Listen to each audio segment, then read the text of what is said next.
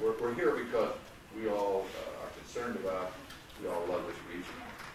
And I think it's a great opportunity for us to show our interest in this region, the University of California's interest in this region.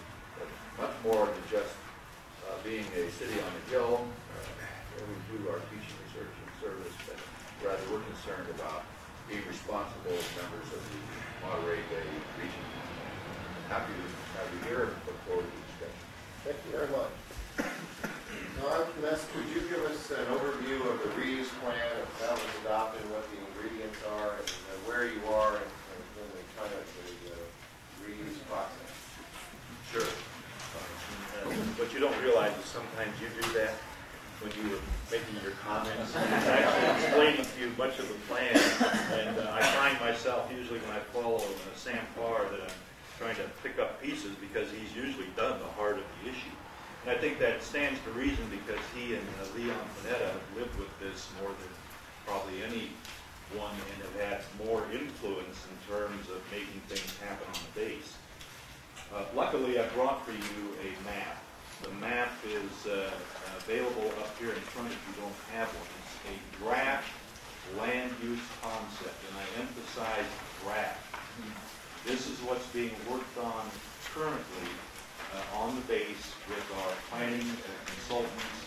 We started an environmental review process on this plan, and it's anticipated that by the middle of the year, barring unknown or unforeseen circumstances, this plan could be adopted or something very close to it, and be the foundation then for activities on the base. The base that you're looking at is 45 square miles, roughly the size of the city and county of San Francisco, 28,000 acres, and as was already mentioned, approximately half of that property will rest with the Bureau of Land Management, some of which has already been transferred, some of which may take several years yet to be transferred because of additional cleanup work that has to occur in that area. The mission of the Fort Ord Reuse Authority essentially is to prepare, adopt, finance, and help implement the reuse plan on the base. But make no mistake about it, the real prime players in terms of actually doing development activity, actually preserving the open space on the base, running the educational institutions are Monterey County, Marina, Seaside, University of California, CSUMB, the Bureau of Land Management, State Parks, and last but not least, because they'll definitely still have a presence, the Army. Did I get them all this time? Did I offend anyone? I'm not going to go back through the Congressman already mentioned to you the makeup of the board. There are 13 voting members, but it would be remiss if we didn't point out there are also 10 ex officio members, including the universities that also are at the table and play an important part in what happens on the base. Now I know I've covered all the bases. Go to this plan for a minute. What I want to emphasize is that I'm going to give you my personal opinion because I'm a short timer in this. When I read back through the history of the base, when I looked at the battles that were going on over the base, and I looked at where people started in terms of talking about economic development on the base, I would have to tell you that this plan begins to, in my estimation, be a real effective compromise of the three E's, the three basic themes that underlie the development of the base. That's economic development, environmental resources, and education.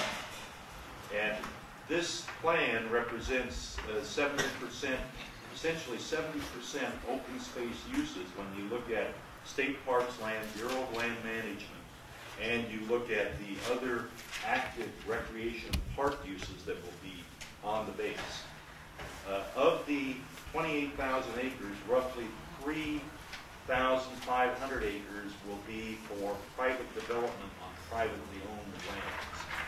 And if you look at the map, that's basically the areas that show up in pink, orange, and purples. The pinkish reddish area will be your industrial, commercial areas. The orange areas are basically housing areas, but those up by Marina being primarily existing housing. Existing housing on the base constitutes some 6,500 units, 2/3 of which will be saved and rehabilitated. Currently, we're working on a program to lease some of that housing from the Army and to get it into the hands of marina and developers to rehab it before it deteriorates anymore. Some people say that that housing, when it's left locked up, will deteriorate at 15–20% per year. And judging from walking inside the housing, that's true. And you don't want to let 1989, 1990 vintage housing go down the tubes on you, because that housing can be housing that's in the 100–120,000 range. And on the base, we anticipate that the housing will range in cost between $100,000 to $350,000. In the case of the golf courses in Seaside that the Congressman referred to, around those golf courses, Seaside would like to take out some of the very old Army housing and put in some high-end housing. And then in Marina, where you have some existing units, you'd have some of the 100,000, 120,000 lease and for sale housing.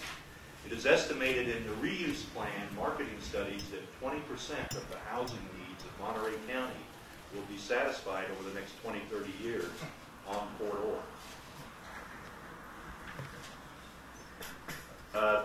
Some other economic figures that I want to give you when we look at this map and I talk about the commercial and the industrial areas, the pink areas, the reddish areas. We are looking at the prospects of something like 18,000 jobs being created by 2015, which essentially replaces what was lost when the Army was actively there on the base.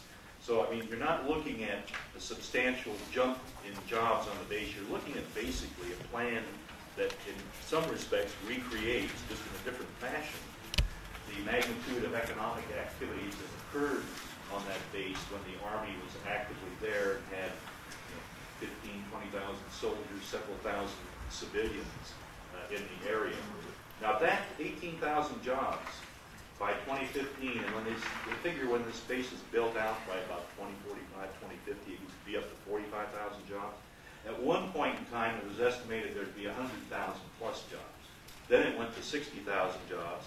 Now it's down to 45,000 jobs, and I suspect that as the base gets built out, it could be even fewer than that. Because when you look at the way the industrial and residential retail properties are being absorbed in that region, it's going quite slowly, and you will not see this base become some LA ever, and you're certainly not going to see, I think, real rapid build-out of the base overnight. And as you see it, you're going to see in most of those areas where you see the reds, the purples, the pinks, the oranges, many of those include areas that have been identified as habitat management areas that have to be protected. So to develop in those areas, there will have to be potentially woodlands and other areas preserved on top of the green areas that you see on the map. I think that covers most of what I wanted to say on economic development, other than the fact that there are some interesting things happening on the base now. If you go out, it's expected that over the course of the life of the base, when it's built out, that there could be a couple of more resort hotels with 1,500 or so rooms, and I wouldn't be surprised if one of those were in the area of the two golf courses. Another one might be in the area that Delray Oaks wants to annex on the south side of the base.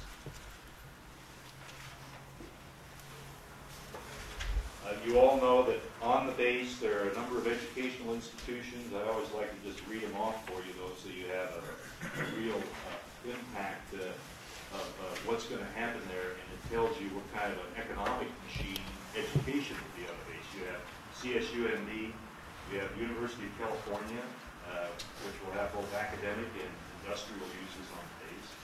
You have research and business.